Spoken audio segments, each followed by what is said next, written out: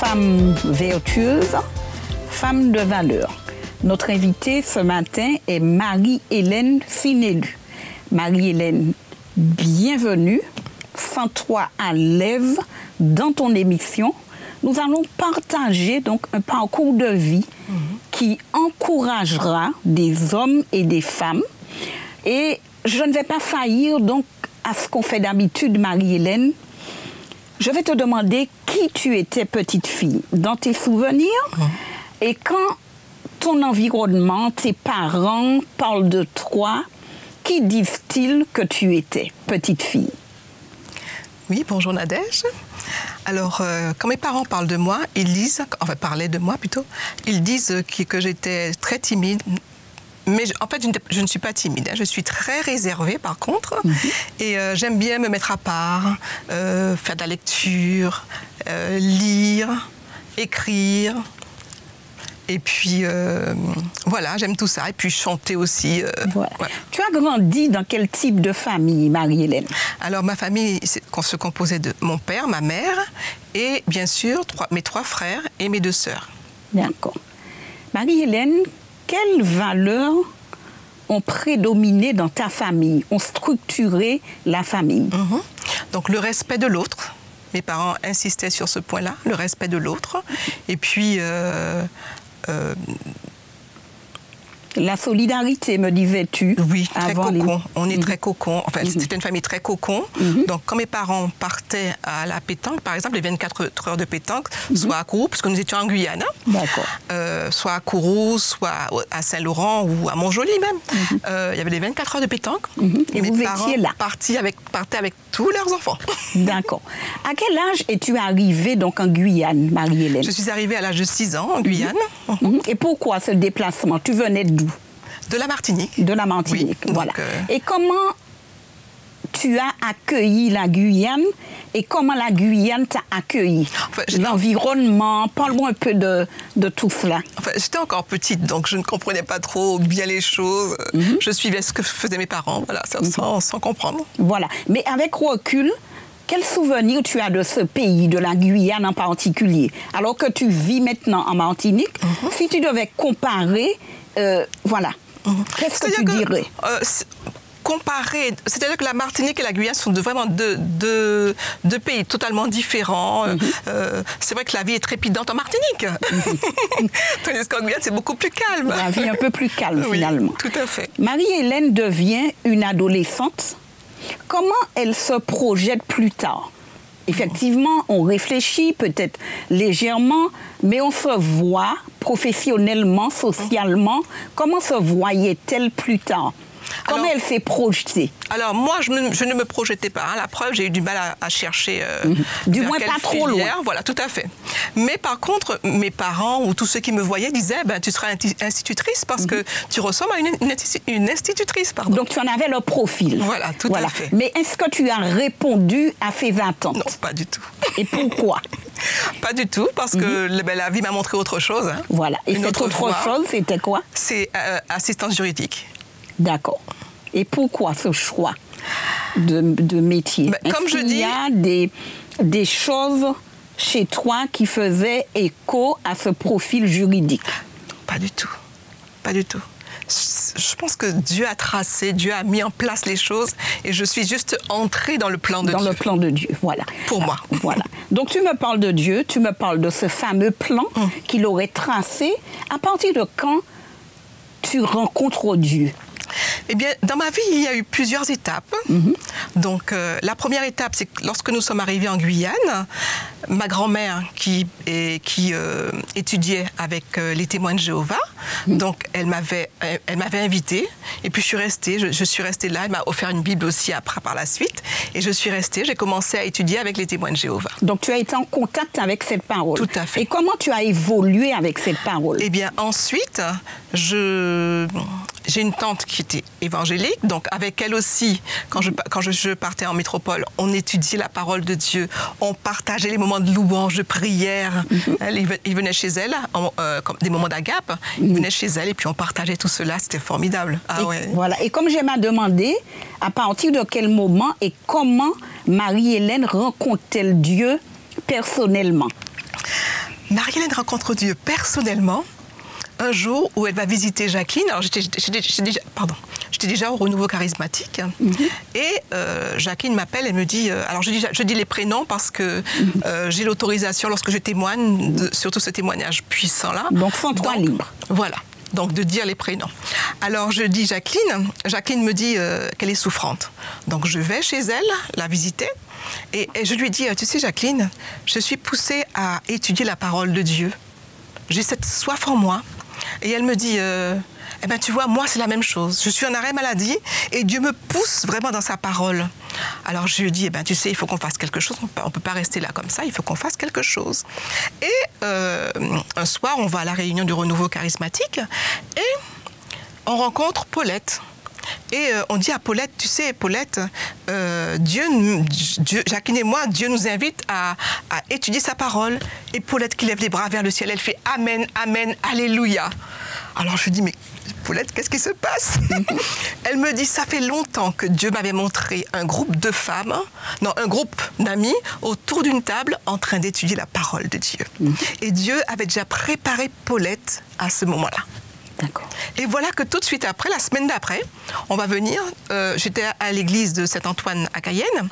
Et cette église, elle était faite de petits carbets. Il y avait des petits carbets autour. Et on pouvait venir prier, venir étudier dans ces petits carbets-là. Et c'est là qu'on va commencer à se réunir, justement. Là. Et ensuite, on va se retrouver chez ma mère après. On va se réunir tous les vendredis soirs. Mais tu vois comment Dieu est merveilleux. Tous les vendredis soirs, on va commencer à étudier la parole de Dieu. Un petit groupe, un petit noyau. On va commencer à étudier la parole de Dieu. Et voilà que, au fil du temps, le groupe va s'agrandir.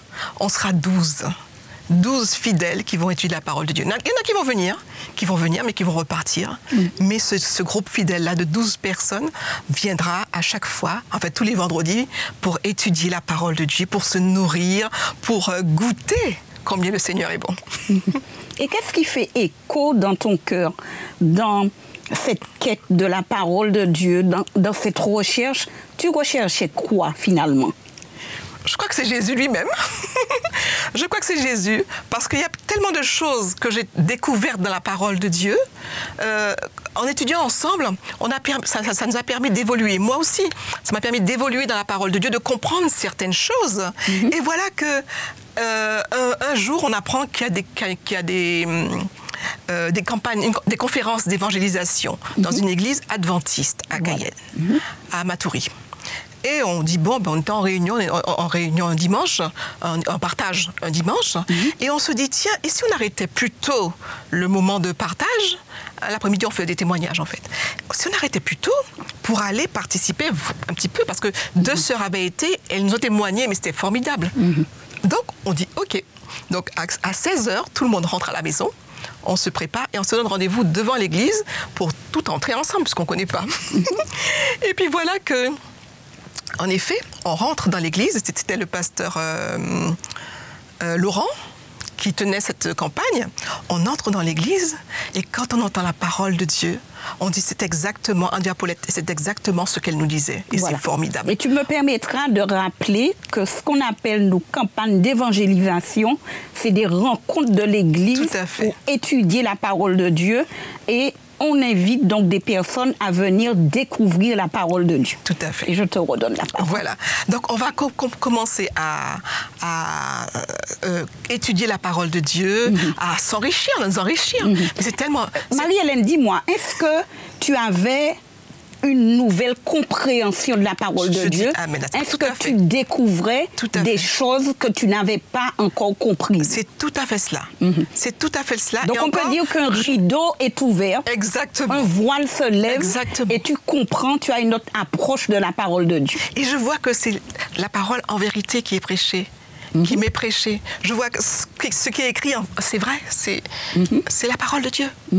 Donc, c'est ce qui me conforte dans... Et qui est devenu le groupe qui était avec toi? Alors, le groupe, une semaine après, il y a eu ce baptême. Donc, du groupe, comme il y en avait qui étaient en métropole, qui étaient en vacances en métropole, ou bien pour des raisons de santé sûrement, et puis d'autres qui n'étaient pas avec nous. Donc, il y a 8 personnes qui se sont fait baptiser. Qui ont accepté cette parole. Tout à fait. Donc, elles sont passées par les eaux du baptême. Et alors, moi, je dis, juste avant, la semaine de la campagne d'évangélisation, j'étais en Martinique. J'étais venue faire une semaine en Martinique avec mon époux. Et je suis là dans la maison, et puis je dis, tiens, ben, quand on va revenir en Martinique, je prendrai mon baptême avec mon frère est évangélique, donc je passerai par les eaux du baptême avec mon frère, et puis je serai à l'église évangélique. Et puis voilà que Dieu a un autre plan pour moi, j'arrive en Guyane. J'arrive en Guyane, 8 jours après, j'étais baptisée. Et comment tu chemines depuis avec cette parole? Comment cette parole a dessiné certainement les contours de ta vie? La parole de Dieu, eh bien, je crois que c'est mon soutien, mon appui. Je crois que si on m'enlevait cela, je ne pourrais pas vivre. Je ne pourrais pas vivre. C'est vraiment c'est dessus que je m'appuie pour avancer. Et passer à côté, non. Non, j'ai pas envie. Marie-Hélène, comment tu partages cette parole? Parce que tu l'as découvert dans le partage, suite à une invitation. Comment aujourd'hui, donc concrètement, tu partages cette parole? Tu partages cette belle découverte, nous dis-tu, que tu as faite? Dieu est tellement merveilleux, mais tellement merveilleux. En juillet 2019, je reçois sur WhatsApp un livre en PDF, marqué « Oser demander plus ». Merveilleux livre. Tout à fait, je confirme. Alors le matin, je prends dans ma voiture, en attendant, je suis dans le parking, j'attends l'heure du travail. Donc je prends le livre et je lis. Enfin, je lis le PDF. Et à chaque fois, j'ai la vision de voir des femmes autour de moi, en train de partager ce livre avec moi. Et comme j'avais mis en place sur le Vauclin un atelier de guitare à l'église, donc les sœurs venaient avec leur guitare, on jouait, on apprenait et tout, on partageait ensemble, enfin les sœurs et frères. Je rappelle que tu es rentrée en Martinique. Oui, tout à fait. Et que tu vis au Vauclin. Tout à fait. Donc, il y avait ces moments de guitare là, et voilà que je dis aux membres aux personnes qui sont là, je leur dis, mais j'ai un livre qui s'appelle Oser demander plus. Ouais. Et quand je regarde, puis je lis le livre, je vois un groupe de femmes en train d'étudier ce livre avec moi. Alors, qu'est-ce que vous en pensez? Il y a une qui me dit, ah oui, moi je l'ai lu, il est super, mais je veux bien le relire encore. On est en juillet. Donc je dis, bon, ben on va mettre ça en place. Et puis, on se retrouve en octobre pour pouvoir enfin voir comment on va commencer, enfin s'organiser et tout cela. Mais je tombe malade après. Donc, je dis, bon, ben, on ne peut pas commencer. Et voilà que, après, en décembre, donc en novembre, je suis malade, jusqu'au début décembre. Et en décembre, je pars en Guyane, voir ma maman. Je pars la voir et lorsque je reviens, je suis fatiguée. Donc je dis aux filles, on ne va pas commencer tout de suite, on va commencer en février. Et en février, l'une des sœurs qui devait commencer avec nous, elle est hospitalisée. Donc on dit, bon, on reporte. On reporte encore. On reporte au début du mois de mars. Au début du mois de mars, je dis aux filles, bon, on va se réunir, je crois que c'était le 15 mars. On apprend que l'église est fermée. Pour cause de Covid, l'église est fermée le 15 mars. Je dis... Les filles me disent, comment on va faire, Marie-Hélène, comment on va faire? Je leur dis, écoutez, ne paniquons pas, il y a une sœur qui propose de venir chez sa maman à ce moment-là. Et après, on dit, bon, c'était trop risqué, le président avait parlé, donc on dit, c'est trop risqué, on va le faire, on va voir, on va prier, et puis on va voir ce que Dieu nous propose. Et Dieu me donne la vision de la chose. J'appelle les filles, je dis, les filles, écoutez, on commence mardi soir à 18h, je crois que c'était le 17, le mardi soir à 18h. Et je lui dis, on commence le mardi soir à 18h, et puis je ferai la première, et ensuite, vous ferez comme j'ai fait, ou vous améliorerez, c'est vous. Mais on est sur WhatsApp, et on échange sur WhatsApp. D'accord. Alors, à 18h, tout le monde était connecté à WhatsApp. Donc je dis, je prie, je poste la prière. Et tout le monde prie, elles prient chacun de leur côté. On met 3 chants, elles chantent. Et à 15, on commence le partage. Alors, avant de commencer, on a commencé par les 10 jours de prière de Denis Smith. Et on a fait ça ensemble. par WhatsApp. On a prié, on échangeait par WhatsApp, on enregistrait ou on écrivait comme on voulait, mais beaucoup d'enregistrements. Et chacune écoutait, et chacune mettait ses avis et tout. Et on a fonctionné comme ça. Et tous les jeudis, on avait une journée de jeûne et de prière. Voilà. Marie-Hélène, est-ce que vous avez pu attirer ou faire partager ces moments à des femmes qui ne partageaient pas déjà ou encore qui ne partageaient pas encore votre foi? Alors, c'est-à-dire que là, on a mis en place des moments de visite. C'est récent, hein, depuis l'année dernière, on a commencé, je crois, au mois de septembre. On a mis en place des moments de visite une fois par semaine, donc le lundi soir, pour aller visiter des personnes qui le veulent.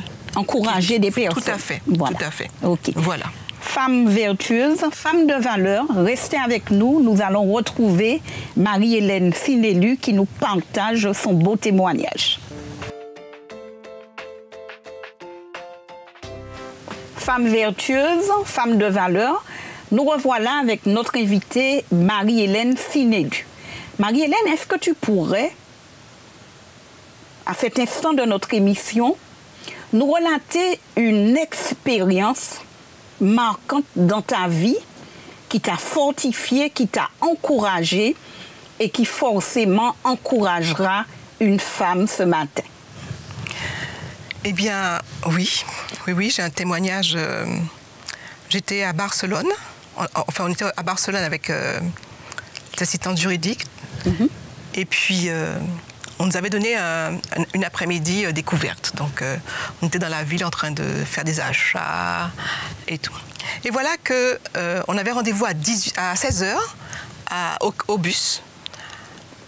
Et voilà qu'on arrive dans un petit magasin. Et le monsieur était tellement heureux de voir des Français, donc des Françaises. Donc, il nous parle, il nous raconte un peu sa vie. Donc, il vous a un peu retenu. Voilà, tout à fait. Et il est l'heure d'aller au bus. Donc, mais on a quand même écouté. Et quand on arrive devant la Sagrada, c'est une cathédrale, donc on voit que le bus est parti. Donc, on dit, ma collègue me dit, eh bien, allons chercher un téléphone, mais je vois qu'elle panique déjà. Allons chercher un téléphone. Je dis non, je reste là. Alors, elle me dit, mais pourquoi? Mais comme j'avais prié au fond de moi, je dis, tu sais, j'ai prié, une fois que j'ai vu que le car n'était pas là, j'ai prié au fond de moi. Et le Seigneur m'a dit, reste là. Donc, je reste là. Elle m'a dit, mais non, mais on va rester là, on est dans un pays qu'on ne connaît pas, on est perdu et tout. Il faut qu'on aille chercher un téléphone pour appeler. Je dis, écoute, si tu veux, vas-y, mais moi, je vais rester là, je vais attendre. Et elle me dit, bon, ben, elle est restée à côté de moi parce qu'elle ne voulait pas partir toute seule. Et puis, un moment après, on voit l'équipe mère qui arrive et qui nous prennent avec eux. Et on a passé un moment excellent. Et ceux qui étaient dans le bus ont dit qu'ils auraient aimé être là avec nous parce que c'est pas bien, quoi, dans le bus. C'est pas la même chose. Parce que nous, on a visité un peu, voilà. Marie-Hélène, comment on fait pour garder son calme dans ces moments de tumulte, dans ces moments où celui qui est à côté de nous pourrait paniquer? Qu'est-ce qui fait, dans ton cheminement, que tu aies cette approche, cette confiance en Dieu et qui te permet de rester calme? Et comment tu communiques ce calme? Il faut prendre l'habitude, dans toutes les situations, de prier. C'est ce que Dieu nous a donné, la prière, qui nous met en relation avec lui, la communion avec notre Dieu. Par exemple, quand je marche dans les routes de Fort-de-France et que je vois tout un attroupement qui se forme, des gens qui vont se battre, qui s'insultent, je dis, Seigneur, voilà, cadeau pour toi. Et je continue mon chemin. Et quand je me retourne, il n'y a plus rien. Voilà. Donc, prendre l'habitude de prier. Je vois quelqu'un qui est en difficulté, dans mon cœur, je prie pour cette personne. Et comment tu as transmis ou comment tu transmets cela au sein de ta propre famille, auprès de tes enfants? Je transmets ça par la louange. Je chante tout le temps, je loue, je parle de Dieu autour de moi. Donc, et je laisse Dieu être Dieu dans leur vie, dans la vie de chacun. Dieu a le temps de Dieu n'est pas mon temps, donc, ou plutôt l'inverse. Mon temps n'est pas celui de Dieu. Voilà. Donc, je laisse Dieu agir. Marie-Hélène, quel serait ce cantique? Tu aimes beaucoup chanter, ou cette promesse biblique que tu as appris donc à repasser dans ton cœur et qui te fortifie? Il y a, tu sais, selon les expériences, on a plusieurs versets. par exemple, quand je suis quand je marche à Fort-de-France surtout, je dis au Seigneur, l'ange de l'Éternel campe autour de ceux qui le craignent. Il les délivre de toute leur détresse. Quand je suis dans une difficulté, je sens que je vais lâcher prise ou je dis l'Éternel m'a dit, je ne t'abandonnerai jamais, je ne t'abandonnerai point, je ne te délaisserai jamais. Voilà, donc les paroles sont là pour qu'on puisse s'en servir. C'est pas pour rien que Dieu nous donne. Dieu nous donne tout cela pour qu'on puisse s'appuyer sur sa parole. Il nous donne tout. Penses-tu que les femmes en particulier aient une approche, une sensibilité qui leur permettrait d'être des championnes dans la communication, dans l'influence, dans l'encouragement? Je pense que oui. Je pense que oui. La femme, c'est d'abord une mère. Hein? Et la mère, elle est là pour ses enfants déjà. Elle a toujours un mot d'encouragement, pour son époux aussi. Un mot d'encouragement, un mot qui permet à l'autre de voir son horizon autrement. Donc, je pense que oui. Les femmes peuvent faire cela. Et quel message aurais-tu pour notre jeunesse aujourd'hui, aux jeunes, à tes propres enfants? Comment tu les encourages? Comment tu ouvres pour eux des perspectives? Alors, c'est vrai que j'amène toujours mes enfants à la prière. Hein. Je leur dis toujours prier, prier, prier. Mais pour les jeunes, on ne peut pas vraiment dire aux jeunes prier parce qu'il y en a qui ne savent pas ce que c'est que prier. C'est bien ce que j'allais te dire. Donc... Comment concrètement épauler? Comment concrètement transmettre? Donc, je leur explique que la vie ne sera pas toujours facile. Hein. La parole de Dieu le dit. La vie ne sera pas toujours facile. Hein. Vous aurez des tribulations dans ce monde. Il y a tellement de choses qui se passent dans ce monde auxquelles les jeunes croient, justement. C'est dommage. Hein. Mais je leur dis, écoutez, la seule chose qu'il y a de vrai, et je leur donne un témoignage à ce moment-là. Un témoignage de ce que j'ai vécu. Et à ce moment-là, ils écoutent. C'est vrai que ça touche beaucoup. Le témoignage touche beaucoup parce que c'est un vécu. Donc, ils écoutent et ils accueillent. Alors, tu as parlé de chant. Tu aimes chanter. Oui. La guitare est entre nous. Alors, dis-moi, je chante ou je prends la guitare? On fait quoi? Alors, je vais prendre la guitare. Et tu vas chanter. Et je vais chanter. Oui, voilà. Je vais chanter. Tu fais bien de m'épargner donc cette tribulation. Donc, je vais donc t'inviter parce que tu m'as dit que tu écris beaucoup, tu te lèves donc inspiré. Tout à fait. Donc, j'aimerais bien ce matin que tu nous partages un cantique, un air que tu aurais écrit, déjà me dire comment, pourquoi, comment tu as été inspiré, et puis après, tu vas l'interpréter, et moi, je ne ferai qu'écouter ce matin. À chacun son truc, on dira ce matin. Tout à fait. Je dis tout à fait, mais non, tu peux chanter aussi. Hein. On verra, voilà. Dis-moi déjà lequel tu choisis, comment il t'a été inspiré, pourquoi, et le sens des paroles que tu aurais écrites. Donc tout avec Dieu, jamais sans Dieu. Une fois, j'étais dans le creuset, hein, et en pleine dépression. Et je dis, Seigneur, je n'en peux plus. Je suis vraiment désespérée, je me sens mal, je ne sais pas quoi faire, comment faire. Seigneur, je te remets tout ce que je suis entre les mains parce que moi-même, je ne peux rien faire pour moi. Mais vraiment, c'est vraiment un désespoir, un désarroi. Et Dieu va me permettre de chanter, voilà, ce chant-là, le voici. Et, qui est un très beau chant aussi d'ailleurs. Et j'avais une prière est montée. Et je l'ai mise en chant. J'ai dit, Seigneur, si on la chantait, et Dieu, tu sais, Dieu est merveilleux. Mais vivre ça, c'est quelque chose de formidable. Est-ce que tu voudrais partager cette prière avec moi ce matin? Ah oui, c'est un plaisir pour moi, bien sûr. Il n'y a pas de souci.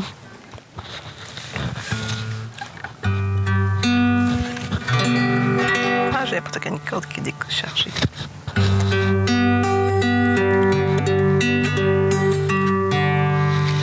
Mon Dieu, mon Sauveur, je t'en prie, aide-moi à m'oublier vraiment pour ne vivre qu'en toi. Je veux vivre ta vie, l'éternité ici-bas, enraciné en toi, toi qui ne changes pas.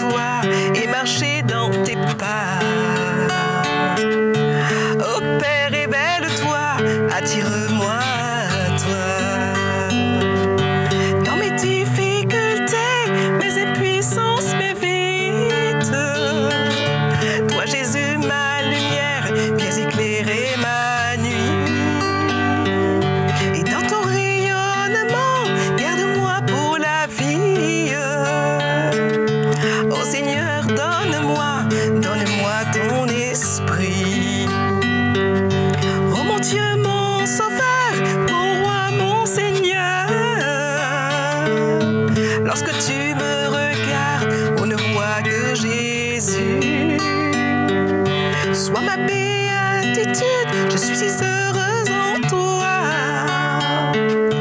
Mais Seigneur, je t'en prie, ne m'abandonne pas. Oh mon Dieu, mon sauveur, en tout je suis à toi. Merci Marie-Hélène. J'aimerais quand même que tu dises quelques mots aux femmes ce matin pour les encourager, leur permettre donc de voir le potentiel qu'il y a donc en chacun d'entre nous. Qu'est-ce que tu pourrais leur dire ce matin? Oui, que chaque femme est une femme de valeur. Toi qui nous regardes, lorsque tu regardes autour de toi, qu'est-ce que tu vois? Lorsque tu regardes la télé, qu'est-ce que tu vois? Il est vrai que partout dans ce monde, il y a deuil, il y a agressivité, agression, il y a des meurtres, tellement de choses qui sont contraires à ce que nous voudrions aujourd'hui. Et je voudrais te dire qu'aujourd'hui, quelqu'un a pensé à nous. Quelqu'un a pensé à toi. Un jour, je rêvais, c'était peut-être une vision, mais je rêvais que je marchais sur un petit chemin. Je marchais, et voilà que mon pas s'accélère. Et je continue à marcher, mais je suis tellement joyeuse, je continue à marcher sur ce chemin. Et j'arrive au bout, et le bout, c'est la mer, c'est un pont sur la mer. Et je continue à marcher sur ce pont, mais je me rends compte que je marche de plus en plus vite, tellement je suis bien, je marche de plus en plus vite. Et je me mets soudainement à courir, mais je cours tellement vite que je crois que rien ne pouvait m'arrêter. Mais au milieu de la mer, le pont s'arrête net et je le vois au loin. Et je cours. Je me dis, tiens, là c'est fini, je vais mourir ou je ne sais pas ce qui va se passer, mais c'est pas bon. Et quand j'arrive presque au bout du pont, je crie, Seigneur, sauve-moi! Et le rêve, et j'entends une voix qui me dit, continue. Et le rêve s'arrête net là. Lorsque nous sommes dans toutes ces difficultés, dans tout ce que le monde nous présente aujourd'hui, eh bien, nous devons ne pas nous attacher à ces situations que nous vivons, mais simplement regarder à celui qui peut tout. Celui qui nous a dit, tu auras des tribulations dans ce monde. Il ne nous a rien caché, tout est vrai, vérité. Vous aurez des tribulations dans ce monde. Voilà. Mais gardez courage. J'ai vaincu le monde. Alléluia. Alléluia. À qui pourrions-nous aller? Sinon, vers celui qui a tout gagné pour nous. Donc ce matin, tu me permettras de dire à toutes nos amies, à toutes ces mamans qui nous regardent, continuez. Même quand on a l'impression que le pont s'arrête, tout à fait. Il y a encore de la vie, il y a de l'espérance, donc continuez. Et je vais t'inviter, continue de chanter ce matin. On n'a peut-être pas beaucoup de temps, mais tu as le temps certainement de chanter encore. Mais bien sûr. Merci beaucoup pour cette opportunité. Voilà. Je vais prendre ce chant-là, qui est aussi le même témoignage, le même moment où j'ai reçu ce chant-là. C'était vraiment... voilà. Une strophe. Je prends là. Par rapport au temps. Oui. J'ai crié, il m'a entendu. J'ai prié et il m'a répondu. Il m'a racheté, il m'a exaucé. Et aujourd'hui, il marche et je le suis. Quand j'étais seule, il était déjà là. Il attendait au rien qu'un mot de moi. Jésus était là, moi je n'entendais pas sa voix. Il m'a invité à le suivre par la foi.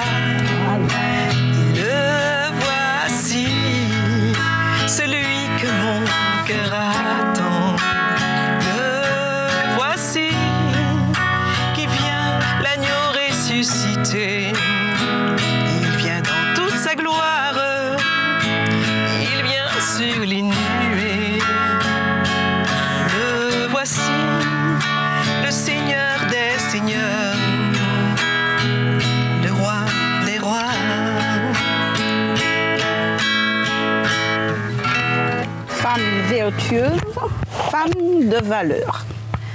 Une fin enchantée et nous étions vraiment heureuses donc de te recevoir aujourd'hui. Merci beaucoup. Marie-Hélène Finelu a été aujourd'hui notre femme vertueuse, notre femme de valeur. Merci. Mais certainement qu'il y en a plein encore, Marie-Hélène. J'en suis sûre. Et j'ai hâte de recevoir la prochaine. Merci à toi et à bientôt. Merci beaucoup à toi aussi.